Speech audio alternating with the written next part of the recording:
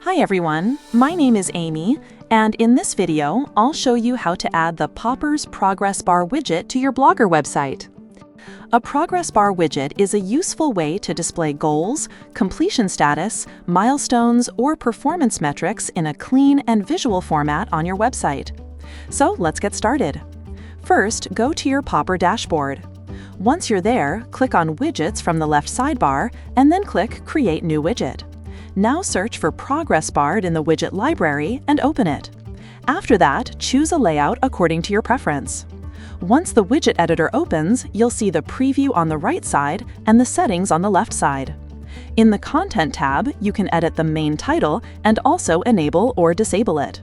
You can then click Add Metric Bar to add progress bars. For each progress bar, you can edit the title, choose whether to show values in percentage or fixed values, and customize the values. You can also change the color of each bar. Next, go to the Template tab. Here, you can choose from different templates, and depending on the selected template, the settings below it may change. Then open the Settings tab.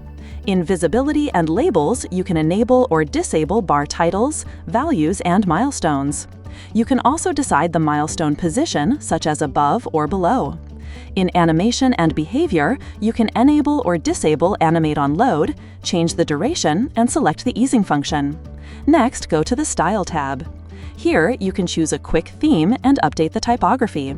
In the Colors section, you can change the background color, text color, accent color, track color, and border color.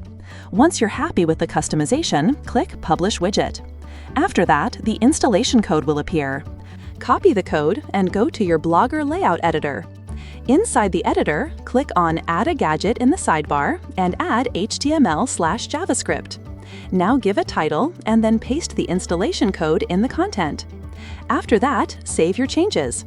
Once your website is live, refresh the page and your widget will appear successfully. That's it for this video. I'll see you in the next one.